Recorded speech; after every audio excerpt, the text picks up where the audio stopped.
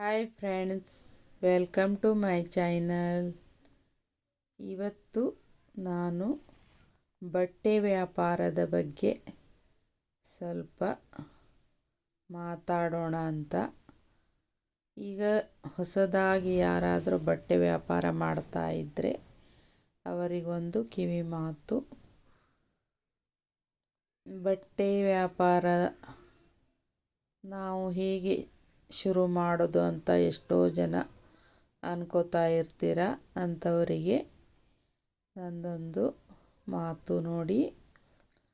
ಬಟ್ಟೆ ವ್ಯಾಪಾರದಲ್ಲಿ ಜಾಸ್ತಿ ಯಾರು ಬಂಡವಾಳ ಹಾಕಿ ಬಟ್ಟೆಯನ್ನು ಖರೀದಿಸಬೇಡಿ ಮೊದಲಿಗೆ. ಯಾಕಂದರೆ ಒಂದೊಂದು ಏರಿಯಾದಲ್ಲಿ ನಡೆಯುತ್ತೆ, ಒಂದೊಂದು ಏರಿಯಾದಲ್ಲಿ ನಡೆಯೋದಿಲ್ಲ. ಅದನ್ನೆಲ್ಲ ನಾವು ವಿಚಾರ ಮಾಡಿ ಬಟ್ಟೆ ತರಬೇಕಾಗತ್ತೆ. ಮೊದಲಿಗೆ ನೀವು ಒಂದು 5,000 ಬಂಡವಾಳದಲ್ಲಿ ಬಟ್ಟೆಯನ್ನು ತೆಗೆದುಕೊಂಡು ಬನ್ನಿ. ಯಾಕಂದರೆ ಜಾಸ್ತಿ ಅಮೌಂಟ್ ಹಾಕೋದು ಬೇಡ. ಏನಾಗುತ್ತೆ, ಮೊದಲಿಗೆ ನಾವು ಜಾಸ್ತಿ ಹಾಕೊಂಡು ಕೂತ್ರೆ ಅಕಸ್ಮಾತ್ ಅದು ಸೇಲ್ ಆಗಲಿಲ್ಲ ಅಂದರೆ ಸುಮ್ಮನೆ ಟೆನ್ಷನ್ ನೋಡಿ, ಆಮೇಲೆ ಏನು ಮಾಡಬೇಕು ಅಂತ ಗೊತ್ತಾಗೋದಿಲ್ಲ. ಅದೇ ದುಡ್ಡು ಹಾಕ್ಕೊಂಡು ನಾವು ಆಮೇಲೆ ಟೆನ್ಷನ್ ತೊಗೊಳ್ಳೋದು ಬೇಡ. ಮೊದಲಿಗೆ ಒಂದು 5,000 ಬಂಡವಾಳದಲ್ಲಿ ಬಟ್ಟೆಗಳನ್ನು ತೆಗೆದುಕೊಂಡು ಬನ್ನಿ. ಅದರಲ್ಲಿ ಒಳ್ಳೆ ಕ್ವಾಲಿಟಿಯನ್ನು ತಗೊಳ್ಳಿ. ಕ್ವಾಲಿಟಿ ಚೆನ್ನಾಗಿರಬೇಕು ಅಂಥದ್ದನ್ನೇ ನೀವು ತಗೊಳ್ಳಿ. ಮತ್ತು ನಿಮಗೆ ಎಲ್ಲಿಂದ ಬಟ್ಟೆ ತಂದರೆ ಚೀಪ್ ಬೀಳುತ್ತೆ ಅಂತ ನೋಡಿಕೊಂಡು ತರಬೇಕು. ಈಗ 5,000 ಬಂಡವಾಳದಲ್ಲಿ ಅಂದರೆ ನಿಮ್ಮ ಸಮೀಪದಲ್ಲಿಯೇ ಎಲ್ಲಾದರೂ ಒಳ್ಳೆ ಹೋಲ್ಸೇಲ್ ಮಾರ್ಕೆಟ್ ಇದ್ದರೆ ಅಲ್ಲೇ ನೀವು ತಗೋಬೋದು. ಕಡಿಮೆ ಅಮೌಂಟಿಗೆ ನಾವು ದೂರ ಹೋಗಿ ತರೋದು ಲಾಸ್ ಆಗುತ್ತೆ. ಅದಕ್ಕೆ ಇಲ್ಲೇ ಹತ್ತಿರದಲ್ಲೇ ಯಾವುದಾದ್ರೂ ಹೋಲ್ಸೇಲ್ ಅಂತೂ ಇದ್ದೇ ಇರುತ್ತೆ, ಅಲ್ಲಿಂದ ನೀವು ತೆಗೆದುಕೊಂಡು ಬನ್ನಿ. ಅದರಲ್ಲಿ ಚೆನ್ನಾಗಿರೋ ಬಟ್ಟೆಗಳನ್ನು ತೆಗೆದುಕೊಂಡು ಬನ್ನಿ. ಹೊಸ ಹೊಸ ಪ್ಯಾಟರ್ನು ಈಗ ಯಾವ್ಯಾವ ಟ್ರೆಂಡಿಂಗ್ ಇದೆ ಅದನ್ನು ನೋಡಿಕೊಂಡು ನಾವು ತರಬೇಕಾಗತ್ತೆ. ಈಗ ಚಾಲ್ತಿಯಲ್ಲಿರೋದು ಡ್ರೆಸ್ಗಳಾಗಲಿ ಸೀರೆಗಳಾಗಲಿ ಈಗ ತಾನೇ ಬಂದಿರೋದ ಫ್ರೆಶ್ ಮಾಲನ್ನು ತರಬೇಕು. ಓಲ್ಡ್ ಪ್ಯಾಟರ್ನ್ ಯಾವುದು ತರೋದಕ್ಕೆ ಹೋಗಬಾರ್ದು. ಯಾಕಂದರೆ ಓಲ್ಡ್ ಪ್ಯಾಟರ್ನ್ ಯಾರೂ ಕೇಳೋದಿಲ್ಲ, ಹೊಸ ಪ್ಯಾಟರ್ನ್ನೇ ಕೇಳೋದು. ಹೀಗಾಗಿ ಯಾವುದು ಟ್ರೆಂಡಿಂಗ್ ಇದೆ ಅದನ್ನು ನೋಡಿಕೊಂಡು ನೀವು ತರಬೇಕಾಗತ್ತೆ. ಆವಾಗ ಮಾತ್ರ ಸೇಲ್ ಆಗುತ್ತೆ. ಈಗ ಡ್ರೆಸ್ ಆಗಲಿ ಈಗ ಯಾವುದು ನಡೀತಿದೆ, ಯಾವ ಥರ ಯೂಸ್ ಮಾಡ್ತಾರೆ ಈಗ ಅದನ್ನೆಲ್ಲ ನೋಡಿಕೊಂಡು ನಾವು ತರಬೇಕು. ಯಾವುದೇ ಆಗಲಿ, ಡ್ರೆಸ್ ಆಗಲಿ, ಟಾಪ್ ಆಗಲಿ, ನೈಟಿ ಆಗಲಿ, ಯಾವ ನಡೀತಾ ಇದೆ ಈಗ ಸದ್ಯದಲ್ಲಿ ಯಾವ್ದು ನಡೀತಾ ಇದೆ, ಸೀರೆ ಆಗಲಿ ಈ ಹೊಸ ಪ್ಯಾಟರ್ನ್ ಯಾವ ಸೀರೆ ಬರ್ತಾ ಇದೆ ಮಾರ್ಕೆಟಲ್ಲಿ ಎಲ್ಲ ನೋಡಬೇಕು. ನೋಡಿಕೊಂಡು ನಾವು ತರಬೇಕಾಗತ್ತೆ. ಈಗ ಹೊಸದು ತಂದರೆ ಹೌದು ಈಗ ಚೆನ್ನಾಗಿದೆ ನೋಡಿ, ಈಗ ಸದ್ಯದಲ್ಲಿ ಎಲ್ಲರೂ ಇದನ್ನೇ ಉಡ್ತಾ ಇದ್ದಾರೆ ಸೀರೆಗಳು, ಇದೇ ಹೊಸ ಪ್ಯಾಟರ್ನ್ ಇದೆ ಅಂತ ಹೇಳಿ ಅವರಿಗೂ ತಗೊಳ್ಳೋ ಮನಸ್ಸಾಗತ್ತೆ. ಆವಾಗ ತಗೋತಾರೆ. ಮತ್ತೇನೆಂದರೆ ಒಳ್ಳೆ ಕಲ್ಲರನ್ನು ಆರಿಸ್ಕೊಂಡು ತೊಗೊಂಡು ಬನ್ನಿ. ಯಾವುದಾದ್ರೂ ಕಲ್ಲರು ಜನರಿಗೆ ಒಬ್ಬೊಬ್ರಿಗೆ ಇಷ್ಟ ಆಗುತ್ತೆ, ಒಬ್ಬೊಬ್ರಿಗೆ ಇಷ್ಟ ಆಗಲ್ಲ. ಅಂಥ ಕಲ್ಲರೆಲ್ಲ ತರೋದಕ್ಕೆ ಹೋಗಬೇಡಿ. ಚೆನ್ನಾಗಿರುವ ಕಲ್ಲರನ್ನು ನೋಡಿ ತೊಗೊಂಬನ್ನಿ. ಆಮೇಲೆ ಯಾವುದು ಬಟ್ಟೆ ಆಗಲಿ ಕಲ್ಲರ್ ಫೇಡ್ ಆಗಬಾರ್ದು ಅಂಥ ಕ್ವಾಲಿಟಿಯನ್ನೇ ನೋಡಿಕೊಂಡು ತಗೊಂಡು ಬನ್ನಿ. ಈಗ ನಿಮಗೆ ಹತ್ತಿರದಲ್ಲಿ ಅಂದರೆ ಈ ಕಡೆ ಉತ್ತರ ಕರ್ನಾಟಕದಲ್ಲಿ ಅಂದರೆ ಹುಬ್ಬಳ್ಳಿ, ಆಮೇಲೆ ಆ ಕಡೆ ದಾವಣಗೆರೆ, ಇಲ್ಲ ಅಂದರೆ ಮತ್ತು ಸುಮಾರು ಕಡೆ ಬಿಜಾಪುರ, ಅವರು ಯಾವುದು ಹತ್ತಿರ ಆಗುತ್ತೆ ನೋಡಿಕೊಂಡು ಮತ್ತು ಸುಮಾರು ಕಡೆ ಇದೆ ಅಲ್ಲಿ ನೋಡಿಕೊಂಡು ನೀವು ಕಡಿಮೆ ಅಮೌಂಟಲ್ಲಿಯೇ ತೊಗೊಂಡು ಬನ್ನಿ. ಒಂದು 5,000 ಬಂಡವಾಳ ಹಾಕಿದರೆ ಸಾಕು. ತೊಗೊಂಡು ಬನ್ನಿ. ನೀವು ಅದನ್ನು ಸೇಲ್ ಆದರೆ ನೀವು ಮುಂದಿನ ಸಲ ಬೇಕಾದರೆ ಸ್ವಲ್ಪ ಅಮೌಂಟ್ ಜಾಸ್ತಿ, 1-2 ಸಾವಿರ ಜಾಸ್ತಿ ಹಾಕ್ಕೊಂಡು ತರ್ಬೋದು. ಸೇಲ್ ಆದರೆ ಮಾತ್ರ, ಇಲ್ಲ ಅಂದರೆ ಸೇಲ್ ಆಗೋ ತನಕ ಕಾಯಬೇಕು. ಕಾದ್ಮೇಲೆ ಆಮೇಲೆ ಜನ ಮತ್ತೆ ರಿಪೀಟಾಗಿ ನಿಮಗೆ ಕೇಳಿದರೆ ಮಾಡಿದರೆ ಇನ್ನೊಂದು 2 ಸಾವಿರ ಜಾಸ್ತಿ ಹಾಕಿ ಮತ್ತೆ ಅದು ತೊಗೊಂಡು ಬನ್ನಿ. ಮತ್ತು ಒಳ್ಳೆ ಪ್ಯಾಟರ್ನ್ ಮತ್ತು ಯಾವುದು ಚಾಲ್ತಿಯಲ್ಲಿರುತ್ತೆ ಅದನ್ನೇ ತೊಗೊಂಡು ಬನ್ನಿ. ಹಳೆ ಮಾಡೆಲ್ ಯಾವುದು ತರಲಿಕ್ಕೆ ಹೋಗಬೇಡಿ, ಹಳೆ ಪ್ಯಾಟರ್ನ್ ಯಾವುದು ತರೋದಕ್ಕೆ ಹೋಗಬೇಡಿ. ಆವಾಗ ಮಾತ್ರ ನಮ್ಮ ಬಿಸ್ನೆಸ್ಸು ಇಂಪ್ರೂವ್ಮೆಂಟ್ ಆಗುತ್ತೆ. ಇನ್ನೊಂದು, ಆಮೇಲೆ ಯಾರಿಗೂ ನೀವು ಉದ್ರಿಯನ್ನು ಕೊಡೋದಕ್ಕೆ ಹೋಗಬೇಡಿ. ಉದ್ರಿ ಕೊಟ್ಟರೆ ವ್ಯಾಪಾರ ಬಟ್ಟೆ ಸೇಲ್ ಆಗುತ್ತೆ, ಆದರೆ ಅಮೌಂಟು ನಾವು ಇಸ್ಕೊಳ್ಳೋದು ತುಂಬಾ ಕಷ್ಟ ಆಗುತ್ತೆ. ಅವರು ಇವತ್ತು ಕೊಡ್ತೀನಿ ನಾಳೆ ಕೊಡ್ತೀನಿ ಅಂತಾನೆ ಹೇಳ್ತಾನೆ ಹೋಗ್ತಾರೆ. ತುಂಬ ಕಷ್ಟ ಆಗುತ್ತೆ. ಆಮೇಲೆ ನಮಗೂ ದಿನಾಲು ಕೇಳಿ ಕೇಳಿ ಬೇಜಾರಾಗಿ ಆಮೇಲೆ ಕೇಳೋದನ್ನೇ ಬಿಟ್ಬಿಡ್ತೀವಿ. ಈ ಥರ ಜನ ತುಂಬ ನಮ್ಮಂಥವ್ರ ಲಾಭ ತುಂಬಾ ಬಳಸ್ಕೋತಾರೆ. ಹೀಗಾಗಿ ಯಾರನ್ನು ಉದ್ರಿ ಕೊಡಬೇಡಿ. ಒಂದು 10 ರೂಪಾಯಿ ನೀವು ಕಡಿಮೆ ಕೊಟ್ಟರೂ ಪರವಾಗಿಲ್ಲ. ಆವಾಗಿಂದ ಆವಾಗ ಅಮೌಂಟನ್ನು ಇಸ್ಕೊಂಡು ಬಟ್ಟೆನ ಕೊಡಿ. ಯಾವುದೇ ಕಾರಣಕ್ಕೂ ಉದ್ರಿ ವ್ಯಾಪಾರ ಮಾಡೋದಕ್ಕೆ ಹೋಗಬೇಡಿ. ಇದೊಂದು ನೋಡಿ. ಆಮೇಲೆ ನೀವು ಎಷ್ಟು ಕ್ವಾಲಿಟಿ ಮೇಂಟೈನ್ ಮಾಡ್ತೀರೋ ಅಷ್ಟು ನಿಮ್ಮ ಬಿಸ್ನೆಸ್ಸು ಇಂಪ್ರೂವ್ಮೆಂಟ್ ಆಗುತ್ತೆ.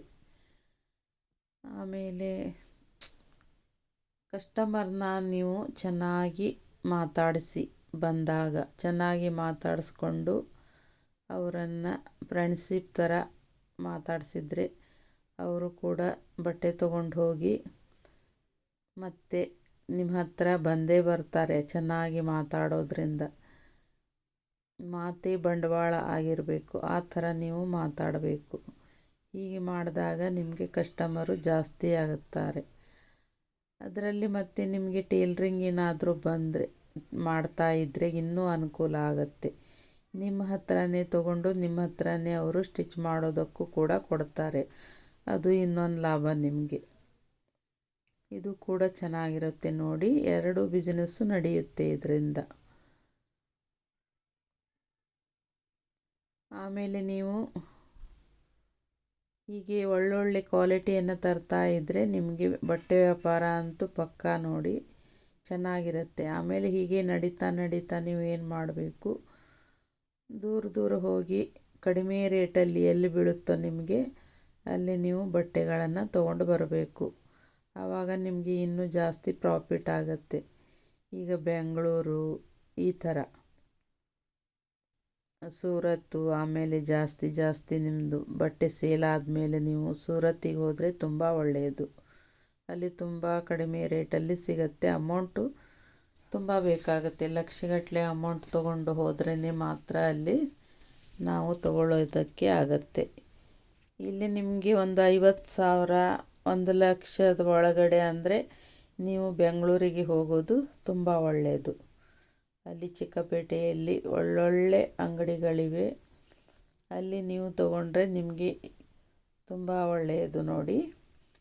ಇಲ್ಲಿಗಿನ ನಮ್ಮದು ಈ ಕಡೆ ಹುಬ್ಬಳ್ಳಿ, ದಾವಣಗೆರೆ, ಬಿಜಾಪುರ ಇಲ್ಲಿ ರೇಟ್ಗಿಂತ ಅಲ್ಲಿ ಸ್ವಲ್ಪ ಕಡಿಮೆ ಆಗುತ್ತೆ. ನೀವು ಅಲ್ಲಿ ತಗೊಳ್ಳೋದು ಒಳ್ಳೆಯದು. 50,000 ಹೀಗೆ 1,00,000 ಒಳಗಡೆ ಏನು ತೊಗೋತೀರಲ್ವ ಅಲ್ಲಿ ನೀವು ಹೋಗಿ ತಗೊಳ್ಳೋದು ತುಂಬ ಬೆಸ್ಟ್ ನೋಡಿ.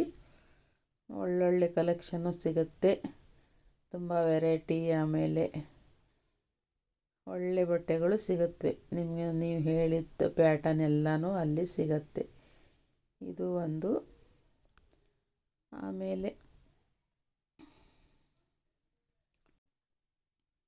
ಆಮೇಲೆ ಏನು ಮಾಡಿರಿ ಅಂದರೆ ನೀವು ಈಗ ಎಷ್ಟು ಥರ ಬಟ್ಟೆ ತಂದಿದ್ದೀರಾ ಅದನ್ನು ಬಿಟ್ಟು ಮತ್ತೆ ಬೇರೆ ಬೇರೆ ಥರ ಬಟ್ಟೆಗಳನ್ನು ತರೋದಕ್ಕೆ ಶುರು ಮಾಡಿ. ಈಗ ನಾವೊಂದು 4 ಥರ ಬಟ್ಟೆ ತಂದರೆ ಮತ್ತೊಂದು ಸಲ ಒಂದು 8 ಥರ ಬಟ್ಟೆ ತೊಗೊಂಬನ್ನಿ. ಆಮೇಲೆ ಬೇರೆ ಬೇರೆ ಲಂಗ ಆಗಲಿ, ಆಮೇಲೆ ಈ ಬ್ರಾ, ನಿಕ್ಕರು, ಈ ಥರ ಎಲ್ಲನೂ ಒಂದೊಂದಾಗಿ ಹೆಚ್ಚಿಗೆ ಮಾಡ್ತಾನೆ ಹೋಗಿ. ಮಕ್ಕಳ ಬಟ್ಟೆ ಆಗಲಿ, ಈಗ ಏನಾದರೂ ಬೇರೆ ಬೇರೆ ಟೀ ಶರ್ಟು ಈ ಥರ ನೀವು ಎಲ್ಲ ವೆರೈಟಿನ ತರೋದಕ್ಕೆ ಶುರು ಮಾಡಿ. ಆವಾಗ ಇನ್ನಷ್ಟು ನಿಮ್ಮ ಬಿಸ್ನೆಸ್ಸು ಇಂಪ್ರೂವ್ಮೆಂಟ್ ಆಗುತ್ತೆ. ಇದರಿಂದ ನಿಮ್ಮ ಕಸ್ಟಮರು ಕೂಡ ಜಾಸ್ತಿ ಆಗ್ತಾ ಹೋಗ್ತಾರೆ. ಆಮೇಲೆ ರೇಟು ಒಂದು ರೀಸನೇಬಲ್ ಆಗಿಡಿ. ಜಾಸ್ತಿ ಲಾಭ ತಗೊಳ್ಳಿಕ್ಕೆ ಹೋಗಬೇಡಿ. ಮೊದಲಿಗೆ ಕಡಿಮೆ ಲಾಭ ತಗೊಳ್ಳಿ. ಇದರಿಂದ ನಿಮ್ಮ ಕಸ್ಟಮರು ಜಾಸ್ತಿ ಆಗ್ತಾರೆ. ಈಗ ನಮ್ಮ ಹೊರಗಿನಕಿನ್ನ ನಮ್ಮದು ರೇಟು ಇನ್ನೂ ಸ್ವಲ್ಪ ಕಡಿಮೆನೇ ಇರಬೇಕು, ಕ್ವಾಲಿಟಿ ಚೆನ್ನಾಗಿರಬೇಕು. ಆವಾಗ ಕಸ್ಟಮರು ನಮ್ಮನ್ನು ಹುಡುಕೊಂಡು ಬರ್ತಾರೆ. ಇದೊಂದು ನೋಡಿ, ಯಾವಾಗಲೂ ನಾವು ಹೊರಗಿನಕಿನ್ನ ರೇಟ್ ಕಡಿಮೆ ಇಟ್ಟಾಗ ಕಸ್ಟಮರು ತುಂಬ ಜನ ಬರ್ತಾರೆ. ಮತ್ತು ಕ್ವಾಲಿಟಿ ಒಂದು ಚೆನ್ನಾಗಿದ್ದರೆ ಕಸ್ಟಮರು ಎಲ್ಲಿದ್ದರೂ ಬಂದೇ ಬರ್ತಾರೆ. ಆಮೇಲೆ ಒಳ್ಳೊಳ್ಳೆ ಕಲೆಕ್ಷನು, ಒಳ್ಳೊಳ್ಳೆ ಡಿಸೈನು, ಒಳ್ಳೆ ಚಾಲ್ತಿ ಇರುವ ಪ್ಯಾಟರ್ನು, ಈಗ ತಾನೇ ಬಂದಿರೋ ಹೊಸ ಹೊಸ ಡಿಸೈನು ನೀವು ತರ್ತಾ ಇದ್ದರೆ ನಿಮ್ಮ ಹತ್ರನೇ ಬರ್ತಾರೆ. ಅವ್ರ ಹತ್ರ ಡಿಸೈನ್ ಎಲ್ಲ ಚೆನ್ನಾಗಿರುತ್ತೆ, ಕ್ವಾಲಿಟಿನೂ ಚೆನ್ನಾಗಿರುತ್ತೆ, ಮತ್ತು ರೇಟು ಕೂಡ ರೀಸನೇಬಲ್ ಇದೆ ಅವ್ರ ಕಡೆ ಅಂತ ಹೇಳಿ ಕಸ್ಟಮರು ನಿಮ್ಮ ಹತ್ರನೇ ಬರ್ತಾರೆ, ಬೇರೆಲ್ಲೂ ಹೋಗೋದಿಲ್ಲ ಅವರು. ಇದನ್ನು ನೆನಪಿಟ್ಕೊಳ್ಳಿ. ಈ ಥರ ಮಾಡಿ ಹೀಗೆ ನೀವು ಮಾಡ್ತಾ ಮಾಡ್ತಾ ಹೋದರೆ ನಿಮ್ಮ ಬಿಸ್ನೆಸ್ಸು ಒಂದು ಹಂತಕ್ಕೆ ಬರುತ್ತೆ, ಚೆನ್ನಾಗಿ ನಡೆಯುತ್ತೆ. ಆಮೇಲೆ ಬಂದಾಗ ಅವರನ್ನು ಎಲ್ಲ ಪ್ಯಾಟರ್ನು ಯಾವ್ಯಾವ ಥರ ಇದೆ ಎಲ್ಲನೂ ತೋರಿಸಿ. ನಿಮ್ಮ ಹತ್ರ ಇರೋ ಪ್ಯಾಟರ್ನ್ ಎಲ್ಲನೂ ಒಂದೊಂದಾಗಿ ತೋರಿಸಿ. ಈ ಥರ ಪ್ಯಾಟರ್ನ್ ಇದೆ ನಮ್ಮ ಹತ್ರ, ಎಲ್ಲನೂ ಸಿಗುತ್ತೆ ಅಂತ ಹೇಳಿ ಎಲ್ಲನೂ ತೋರಿಸ್ದೇ ಇದ್ದರೆ ಅವ್ರಿಗೇನು ಐಡಿಯಾ ಬರಲ್ಲ, ಗೊತ್ತಾಗೋದು ಇಲ್ಲ. ನೀವು ತಂದಿರೋ ಬಟ್ಟೆನೂ ಗೊತ್ತಾಗಲ್ಲ. ಮತ್ತು ವಾಟ್ಸಪ್ಪು, ಇನ್ಸ್ಟಾಗ್ರಾಮು, ಯೂಟ್ಯೂಬು ಇದರಲ್ಲೆಲ್ಲ ನೀವು ಪ್ರಚಾರ ಮಾಡಿ. ಆವಾಗ ನಿಮ್ಮ ಆನ್ಲೈನ್ ಬಿಸ್ನೆಸ್ಸು ಕೂಡ ಶುರು ಆಗುತ್ತೆ. ಈ ರೀತಿ ಮಾಡೋದರಿಂದ ನಿಮ್ಮ ಬಿಸ್ನೆಸ್ಸು ಇನ್ನೂ ಬೆಳೆಯುತ್ತೆ. ಮತ್ತು ನೀವು ಪ್ರಚಾರ ಮಾಡಿದಾಗೂ ಆಗತ್ತೆ ಮತ್ತು ಎಲ್ಲರಿಗೂ ಗೊತ್ತಾಗತ್ತೆ ನೀವು ಮಾಡ್ತಿರೋ ಬಿಸ್ನೆಸ್ಸು. ಆಮೇಲೆ ಇನ್ನೊಂದು ಗ್ರೂಪ್ ಮಾಡ್ಕೊಳ್ಳಿ. ಗ್ರೂಪ್ ಮಾಡಿದರೆ ನಿಮ್ಮ ಏರಿಯಾದಲ್ಲಿರೋರ್ದೆಲ್ಲನೂ ನಂಬರ್ ಕಲೆಕ್ಟ್ ಮಾಡಿಕೊಂಡು ಗ್ರೂಪ್ ಮಾಡಿಕೊಂಡ್ರೆ ಅದರಲ್ಲಿ ನೀವು ತಂದಿರುವ ಬಟ್ಟೆನೆಲ್ಲ ಬಿಟ್ಟರೆ ಸಾಕು.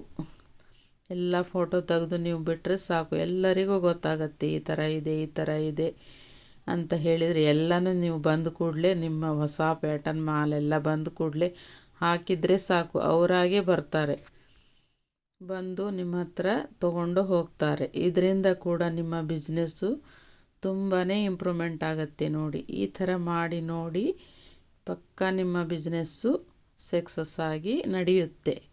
ಆಮೇಲೆ ಯಾವುದೇ ಕಾರಣಕ್ಕೂ ಅವರು ಬಂದಾಗ ತೋರಿಸೋದಕ್ಕೆ ಬೇಜಾರು ಮಾಡ್ಕೋಬೇಡಿ. ನಿಮಗೆ ಎಷ್ಟೇ ಕೆಲಸ ಇರಲಿ, ಏನೇ ಇರಲಿ, ಅವರಿಗೆ ಚೆನ್ನಾಗಿ ತೋರಿಸಿ, ಚೆನ್ನಾಗಿ ಮಾತಾಡಿಸಿ ಅವರು ಬಂದಾಗ. ಇದೊಂದು ನೋಡಿ, ಈ ಥರ ಮಾಡೋದ್ರಿಂದ ಕಸ್ಟಮರು ತುಂಬಾ ಜಾಸ್ತಿ ಆಗ್ತಾರೆ ಮತ್ತು ನಿಮ್ಮ ಬಿಸ್ನೆಸ್ಸು ಆರಾಮಾಗಿ ನಡೆಯುತ್ತೆ. ಒಬ್ಬೊಬ್ಬರು ಏನು ಮಾಡ್ತಾರೆ, ಫಸ್ಟಿಗೆ ಖುಷಿಯಿಂದ ಚೆನ್ನಾಗಿ ವ್ಯಾಪಾರ ಮಾಡ್ತಾರೆ, ಎಲ್ಲ ಮಾಡ್ತಾರೆ. ಆಮೇಲೆ ಬರ್ತಾ ಏನು ಮಾಡ್ತಾರೆ, ತುಂಬ ಬೇಜಾರು ಮಾಡ್ಕೋತಾರೆ. ತೋರಿಸೋದಕ್ಕೆ ಬೇಜಾರು ಮಾಡ್ಕೊಳ್ಳೋದು, ಈ ಥರ ಅವ್ರಿಗೆ ಚೆನ್ನಾಗಿ ಮಾತಾಡಿಸೋದಾಗಲಿ ಆ ಥರ ಮಾಡಲ್ಲ. ಆವಾಗ ಏನಾಗುತ್ತೆ, ಕಸ್ಟಮರು ಕಡಿಮೆ ಆಗ್ತಾ ಹೋಗ್ತಾರೆ. ಆ ಥರ ಯಾವತ್ತೂ ಮಾಡಬೇಡಿ. ನೀವು ಹೇಗೆ ಕಸ್ಟಮರ್ನ ಹಚ್ಕೊಳ್ತೀರೋ, ಹೇಗೆ ಅವ್ರ ಹತ್ರ ಚೆನ್ನಾಗಿ ನಡ್ಕೋತೀರೋ ಅದರಿಂದ ನಿಮ್ಮ ಬಿಸ್ನೆಸ್ಸು ನಡೆಯೋದು. ನೀವು ಚೆನ್ನಾಗಿ ಬಟ್ಟೆ ತಂದು ಕೂಡಲೇ ಕಸ್ಟಮರ್ ಇರ್ತಾರೆ ಅನ್ನೋದು ಅಲ್ಲ. ಅದು ಎಲ್ಲದರಲ್ಲೂ ನಾವು ಪ್ರತಿಯೊಂದರಲ್ಲೂ ನಾವು ತಾಳ್ಮೆಯಿಂದ ಪ್ರತಿಯೊಂದು ಅವ್ರ ಹತ್ರ ಪ್ರೀತಿಯಿಂದ ಮಾತಾಡಿ ಎಲ್ಲ ಮಾಡಿದಾಗಲೇ ಸಕ್ಸಸ್ಫುಲ್ಲಾಗಿ ಬಿಸ್ನೆಸ್ಸು ನಡೆಯೋದು. ಈ ಥರ ಮಾಡೋದ್ರಿಂದ ಆಮೇಲೆ ಏರಿಯಾನೂ ಡಿಪೆಂಡ್ ಆಗುತ್ತೆ. ಒಂದೊಂದು ಏರಿಯಾದಲ್ಲಿ ನಡೆಯೋದೇ ಇಲ್ಲ. ನಾವು ಎಷ್ಟೇ ತರಲಿ, ಎಷ್ಟೇ ಮಾಡಲಿ, ಎಷ್ಟೇ ಚೆನ್ನಾಗಿರೋದಿರಲಿ, ಎಷ್ಟೇ ಕ್ವಾಲಿಟಿ ಇರಲಿ, ಅವರು ಮಾರ್ಕೆಟಿಗೆ ಹೋಗಿ ತೊಗೋತಾರೆ. ಅಂಥ ಏರಿಯಾನೂ ತುಂಬ ಇದೆ. ಈಗ ನಾವು ಇದ್ದ ಏರಿಯಾನೂ ಅದೇ ಥರ ಇದೆ. ಇಲ್ಲಿ ಎಷ್ಟೇ ನಾವು ತೊಗೊಂಬಂದರೂ ಮತ್ತು ಮಾರ್ಕೆಟಿಗೆ ಹೋಗ್ತಾರೆ. ಯಾಕಂದರೆ ಮಾರ್ಕೆಟ್ ಹತ್ತಿರ ಇದೆ. ಇದೊಂದು ಕಾರಣ. ಮಾರ್ಕೆಟ್ ಹತ್ತಿರ ಇದ್ದಾಗ ಅಲ್ಲಿ ನಡೆಯೋದು ತುಂಬ ಕಷ್ಟ. ಮತ್ತು ಈ ಹಳ್ಳಿಯಲ್ಲಿ ತುಂಬ ಚೆನ್ನಾಗಿ ನಡೆಯುತ್ತೆ. ಅಲ್ಲಿನೂ ನೀವು ಇಡ್ಬೋದು. ಇನ್ನು ಸಿಟಿ ಒಳಗಾದರೆ ನಡೆಯೋದು ಸ್ವಲ್ಪ ಕಷ್ಟನೇ ಆಗುತ್ತೆ. ಒಂದೊಂದು ಕಡೆ ನಡೆಯುತ್ತೆ, ಒಂದೊಂದು ಕಡೆ ನಡೆಯಲ್ಲ, ತುಂಬ ಕಷ್ಟ ಆಗುತ್ತೆ. ಅಂದರೆ ಅಲ್ಲೇ ಮಾರ್ಕೆಟ್ ಇರುತ್ತೆ, ಎಲ್ಲರೂ ಮಾರ್ಕೆಟಿಗೆ ಓಡಿ ಹೋಗಿಬಿಡ್ತಾರೆ. ಇದೊಂದು ಕಾರಣ ನೋಡಿ. ಇದೆಲ್ಲ ನೀವು ಮಾಡಿದರೆ ನಿಮ್ಮ ಬಿಸ್ನೆಸ್ಸು ತುಂಬ ಚೆನ್ನಾಗಿ ನಡೆಯುತ್ತೆ. ಈ ವಿಡಿಯೋ ನಿಮಗೆ ಹೇಗೆ ಅನ್ನಿಸ್ತು ಅಂತ ಕಮೆಂಟ್ ಮಾಡಿ ತಿಳಿಸಿ. ಮತ್ತು ನಿಮಗೆ ಯಾವ ಥರ ವಿಡಿಯೋ ಬೇಕು ಅದನ್ನು ತಿಳಿಸಿ. ಮತ್ತೆ ಸಿಗೋಣ ಮುಂದಿನ ವಿಡಿಯೋದೊಂದಿಗೆ. ನಮಸ್ಕಾರ.